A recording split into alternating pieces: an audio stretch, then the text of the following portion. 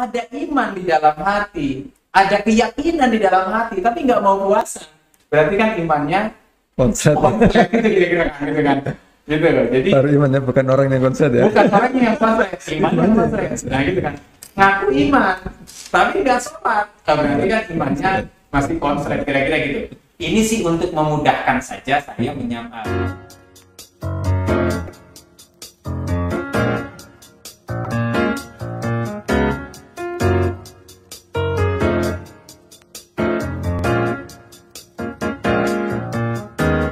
Assalamualaikum warahmatullahi wabarakatuh. Kembali lagi ke sedulur KPU Kabupaten Banyumas pada kesempatan kali ini di acara Modemas Ngobrol Demokrasi Kabupaten Banyumas, dan kesempatan pada kali ini bertepatan dengan bulan suci Ramadan. Maka edisi Ramadan kali ini kita sudah mendatangkan narasumber untuk berbicara terkait dengan Ramadan, kemudian kesalahan sosial, dan juga mungkin sedikit ada beberapa hal yang perlu terkait dengan zakat. Baik, sedulur KPU Kabupaten Banyumas, pada kesempatan kali ini sudah hadir di studio ini bersama kita Bapak Muhammad Ridwan Aspadanhum yang lebih terkenal dengan Kang Ridwan, gitu ya. Selamat datang Pak Ridwan. Selamat datang.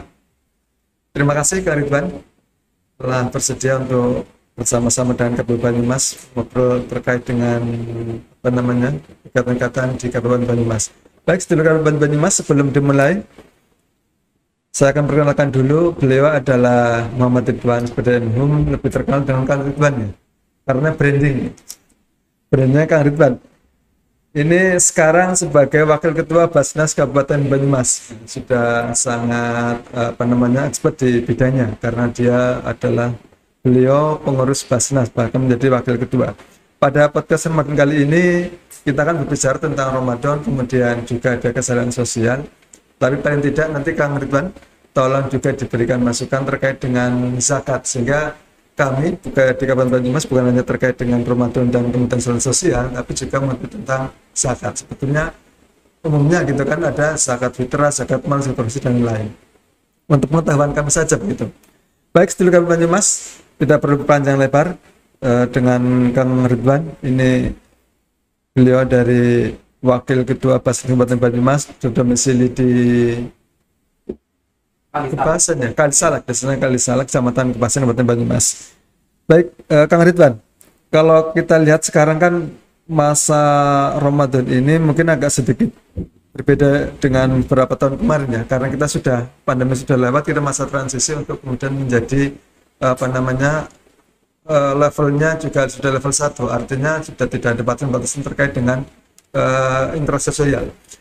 Terkait dengan Ramadan ini mungkin bisa disampaikan kepada seluruh Banyumas, sebetulnya apa sih Ramadan itu, maknanya, kemudian bagaimana Ramadan dan penyikapannya terkait dengan sosial di masyarakat, entah itu kesalahan sosial maupun dengan interaksi yang lain. Silakan Kang Ridwan. Baik, Kang Hasis. Assalamualaikum warahmatullahi wabarakatuh. Waalaikumsalam warahmatullahi wabarakatuh. Alhamdulillah wassalatu wassalamu ala Rasulillah Sayyidina Muhammad ibn Abdillah wa ala alihi wa ashabihi wa mawala. La haula wa la quwwata illa billah.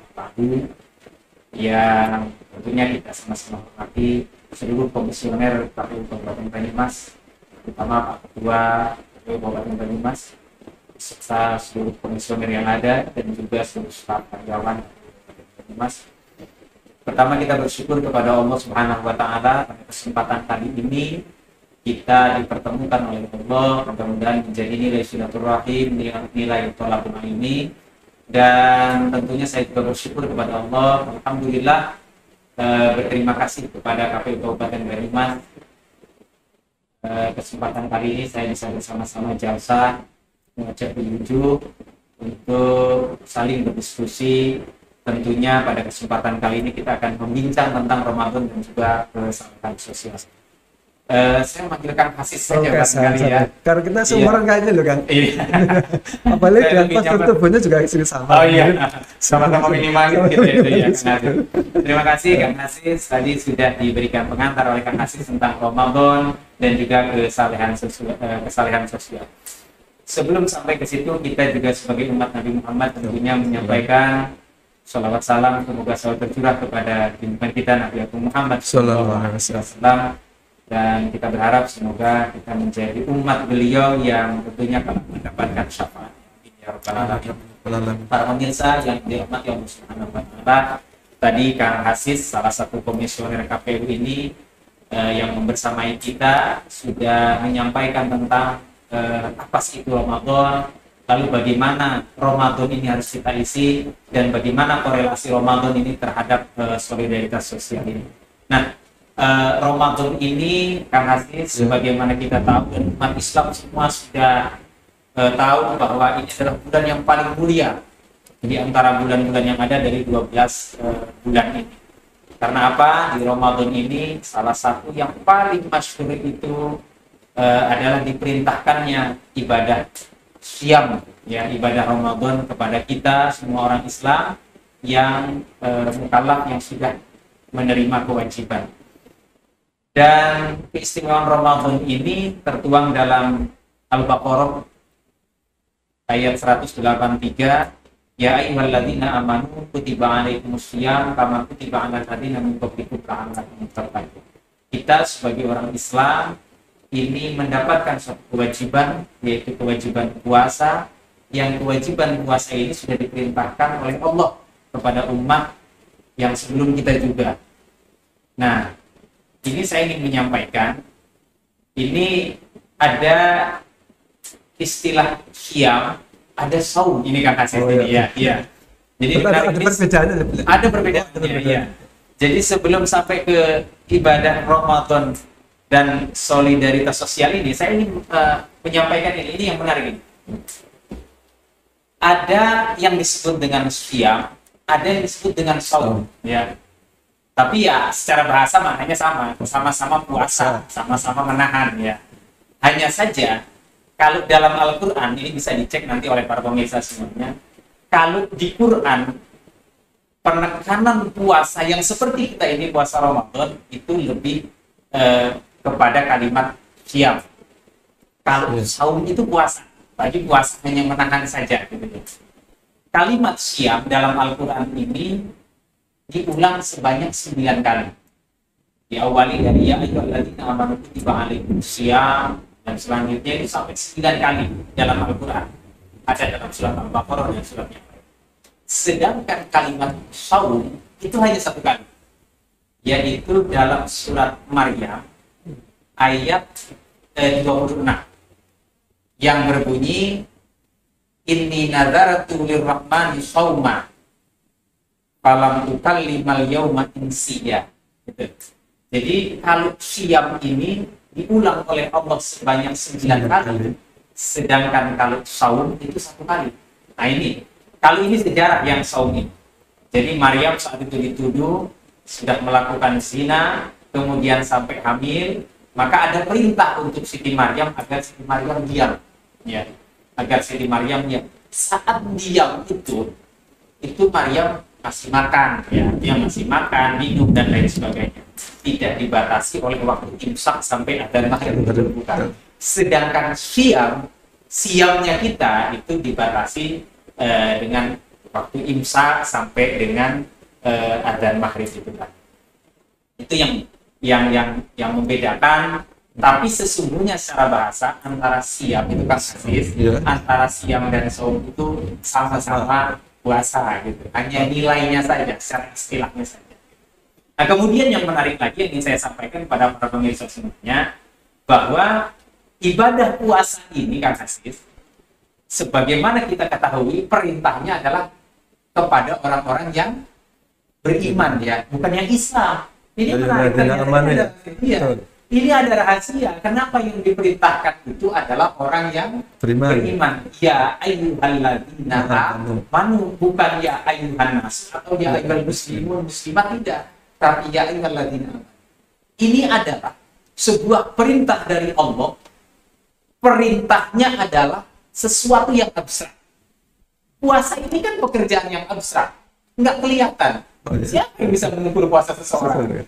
Saya juga nggak tahu Pak Hasis hari ini puasa apa tidak. Puasa ya Pak Hasis. Saya nggak tahu nih Pak Hasis.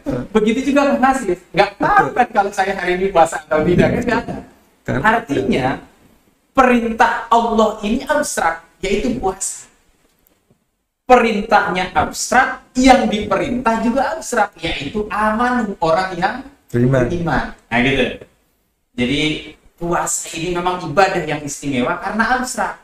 Maka dalam hadis hanya Allah dan hambanya lah yang tahu tentang pahala puasa ini gitu kan.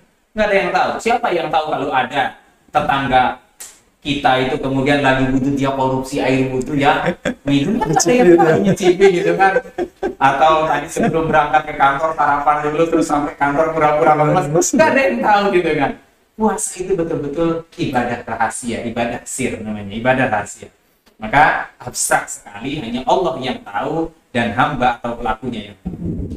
Kemudian kan Aziz, yang diperintah juga abstrak, yaitu iman. Ya. Kalau orang Muslim kelihatan lah jelas, orang Islam itu dari sisi pakaian saja biasanya kelihatan dengan non Muslim ya.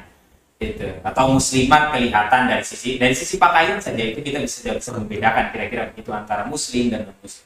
Tetapi iman ini adalah sekali lagi abstrak. Iman itu kan nggak kelihatan kan Mas? Betul. Ada nggak yang tahu bentuknya iman? Nggak ada. Nggak ada. Ya? Atau warna iman gitu kan? Pemirsa ada yang tahu nggak warnanya iman? Nggak ada yang tahu warna iman ini kan? Merah, biru, hijau, atau apa nggak ada yang tahu. Jadi iman itu abstrak.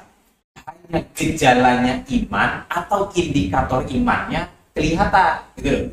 Imannya nggak kelihatan, tetapi gejalanya atau indikatornya tampak ya. Jadi kalau saya mengibaratkan ini, iman ini kayak setrum Kang Hasis. Oh. Kayak setrum. Bukan listrik ya. Beda setrum apa? Nah, iya. Setrum ada nggak nih? Orang-orang hebat di KPU ini nih, ada nggak yang tahu bentuknya setrum? Nggak ada. Ada yang tahu warnanya setrum nggak pemirsa? Nggak ada juga kan? Nah, kalau ada yang hitam, nah ini warna kabel namanya. Bukan setrum. Iya.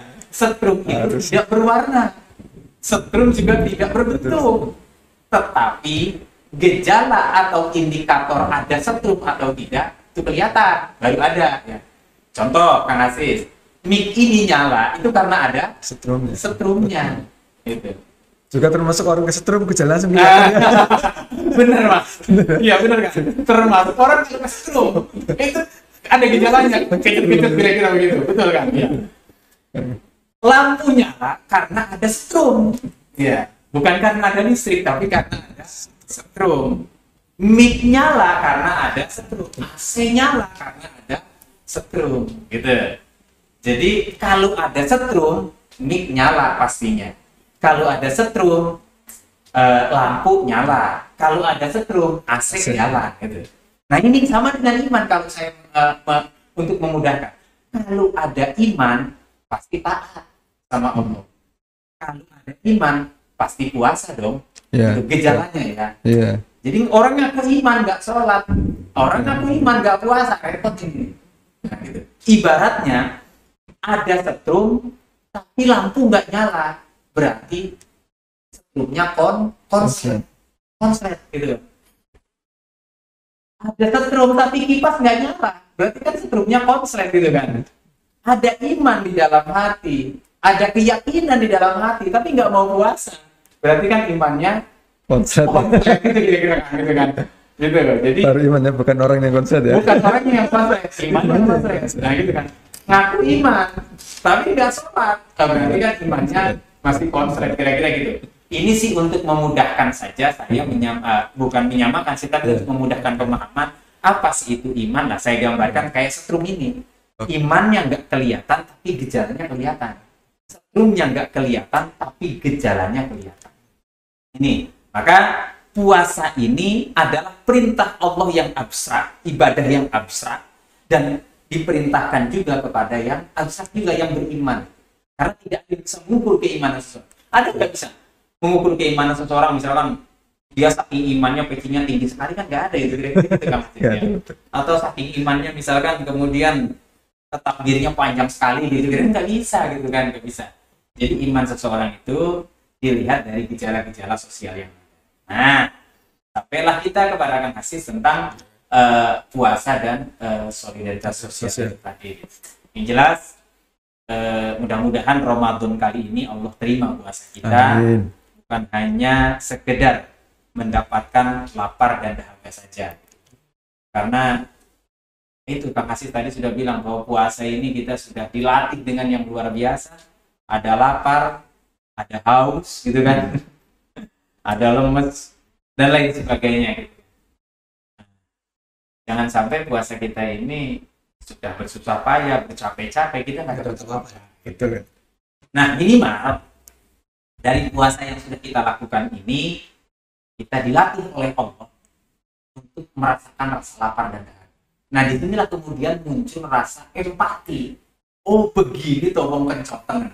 Apa ya? Kencoten istilahnya ya, kira-kira begitu. Banyumas kencoten lah. Iya, Banyumas. Dan juga kelaparan. Ini orang yang nggak bisa makan. Sedulur KPU yang dirahmati Allah Subhanahu wa taala, para pemirsa semuanya, bagaimana sekali lagi bahwa puasa ini mampu melahirkan rasa empati kita kepada saudara-saudara kita yang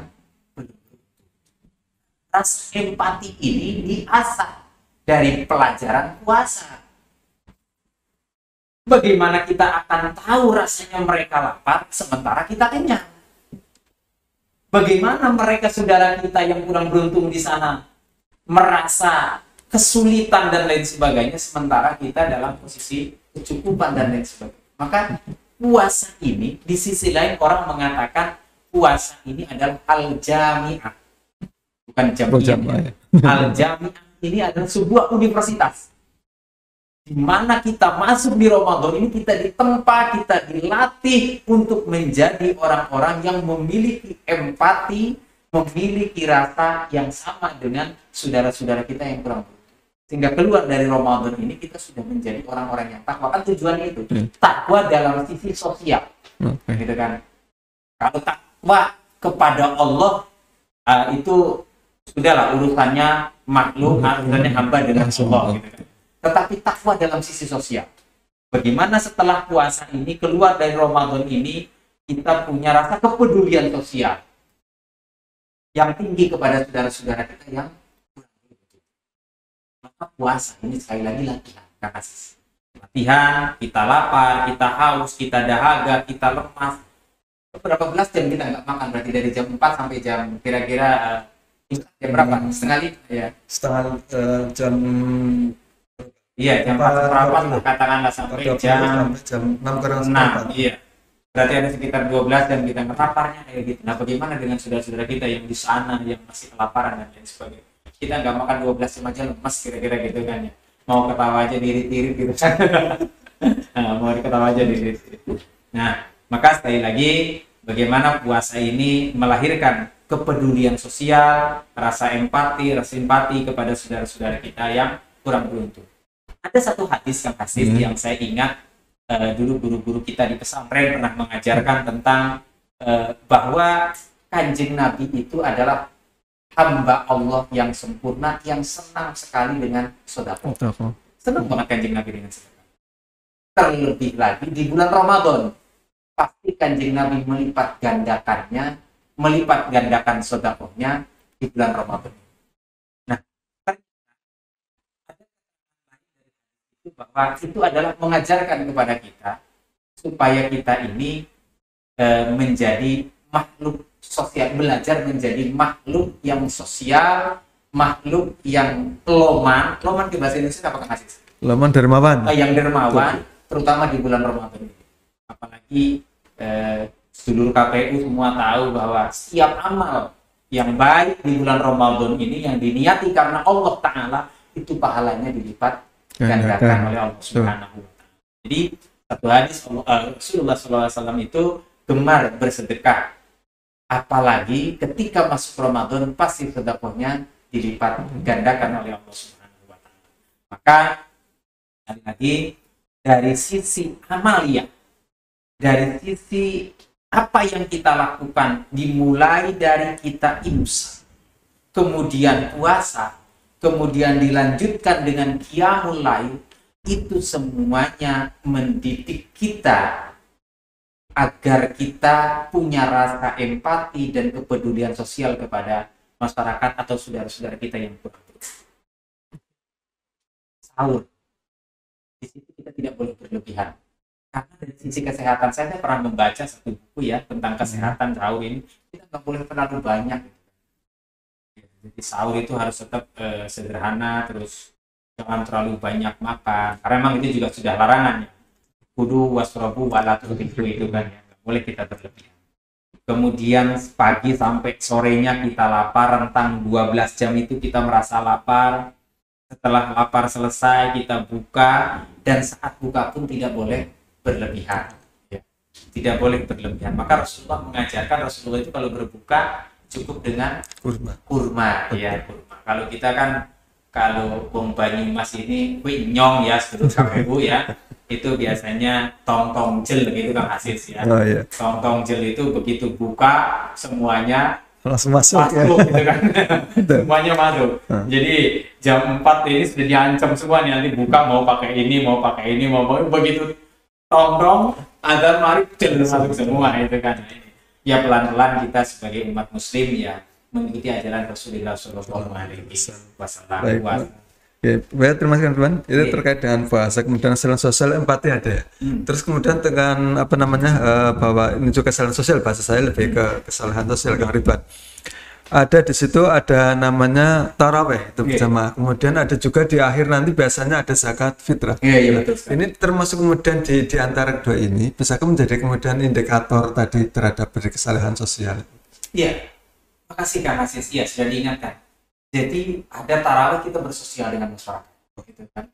Di situ ada jaburan dan lain sebagainya. Terlebih lagi di akhir Ramadan. Di akhir Ramadan ada yang disebut dengan zakat fitrah. Zakat itu kan mensucikan dan menjembatani. Ya. Jadi dengan zakat ini kita bisa membantu saudara-saudara kita yang barangkali sesuatu yang untuk dimakan. Ada zakat fitrah. Ini yang salah satu kewajiban yang harus kita tunaikan. Begini Kang Asis, dan sedulur KPU semua, saya ingin mengingatkan. Tadi di luar itu ada kritik, ada yang bertanya kepada saya, kenapa sih orang sadar zakatnya masih kurang? Itu ya, kira-kira itu pasti banyak Pak. Itu mungkin jawaban sederhana saya begini. Islam ini rukunnya ada 5 ya, rukun Islam itu 5. Salah satu di antara rukun Islam ini ada zakat. Zakat ini orang kok kebanyakan mengartikan zakat itu selesai dengan zakat fitrah saja gitu ya. Tidak pernah berpikir ada zakat profesi, ada zakat mal, ada juga zakat niaga dan lain sebagainya. Padahal dengan zakat ini kita mampu membantu saudara-saudara kita. Maka di Basnas Kabupaten Banyumas ini sekarang Basnas itu menjadi satu lembaga pemerintah non-struktural yang intinya adalah lembaga utama menyejahterakan umat. Ini penting. Saya sampaikan. Kalau nisabnya orang zakat fitrah itu kan memang kecil sekali. Kalau besok masih ada makanan gitu kan, iya, maka dia diwajibkan untuk fitrah. Ini semua orang bisa, insya Allah ya, di Indonesia insya Allah bisa lakukan zakat fitrah gitu kan, kecuali dalam keadaan tertentu barangkali. Akan tetapi untuk zakat mal, untuk zakat profesi ini butuh kesadaran. Nah, ini iman lagi-lagi, iman dan Islam. Nah, kemudian Anda muncul pertanyaan, Pak, kalau saya tidak zakat, kemudian apa Islam saya berkurang nilai keislaman saya? Ya monggo. Saya hanya akan menjawab rukun Islam ada 5. Di antara 5 zakat. Maka bisa jadi ketika orang tidak mau menunaikan zakat atau eman-eman menunaikan zakatnya, mungkin kurang saya tidak akan mungkin kurang sempurna. Saya tidak akan mengatakan dipertanyakan keislamannya, tidak, tetapi bisa jadi kurang sempurna keislaman. Nah, ada lagi nih Kang Asis nih yang perlu saya sampaikan. Ada orang Islam lebih mengutamakan wajib pajaknya daripada zakatnya. Dia lebih takut kepada pemimpinnya karena tidak bayar pajak. Dia tidak lebih takut kepada Allah yang membuat dia hidup dan memberi rezeki. Nah, ini. Jadi zakat ini sekali lagi adalah sesuatu yang bisa menjembatani antara si miskin dan si kaya melalui zakat. Maka melalui mimbar terhormat ini, melalui media terhormat ini, seluruh KPU semuanya dan para pemirsa semuanya, saya juga bagian dari Basnas Kabupaten Banyumas menghimbau sekaligus mengajak ya Kang Asis ya, mari tunaikan zakat tentunya di Basnas Kabupaten Banyumas. Saya menyampaikan ya sekaligus nih ya, ini bukan iklan ya Kang Asis. Silakan Kang. Kenapa sih? Apa sih salah satu keutamaan zakat di lembaga? Gitu kira-kira ada pertanyaan begitu kan? Karena kemarin ketika kami sosialisasi di lembaga-lembaga di OPD, orang zakat harus ke Basnas, ada yang mengatakan saya zakat sudah ke saudara, saya zakat sudah ke orang tua. Itu keliru itu Kang Hasis. Masa orang tua dikasih zakatnya kita gitu kan? Kira-kira menurut Kang Hasis gimana itu? Ya, kurang langsung kan, kurang etis juga tadi. Kurang etis gitu. Jadi masa orang tua kita kasih harta zakatnya kita untuk membersihkan. Iya, padahal betul karena zakat itu kan sebenarnya untuk mensucikan gitu kan. Ini yang kadang-kadang kurang pas, orang tua kita kasih zakatnya kita, saudara dan lain sebagainya. Nah, ada keuntungan atau keutamaan zakat di lembaga karena salah satu yang paling mudah adalah kita mengikuti jejak Rasulullah SAW. Dalam sejarah seluruh KPU semuanya,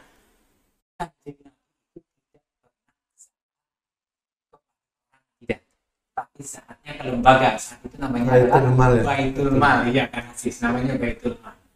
Kalau Kanjeng Nabi ngasih itu ke pribadi namanya infak atau sedekah, gitu, atau sedekah. Tapi kalau zakat Kanjeng Nabi selalu ke Baitul Mal. Maka Baitul Mal hari ini yang di Banyumas ini adalah yang resmi dari pemerintah ini adalah Badan Amil Zakat Nasional Kabupaten Banyumas yang tempatnya di Jalan Masjid sebelah lor Masjid Agung Kulone Alun-Alun.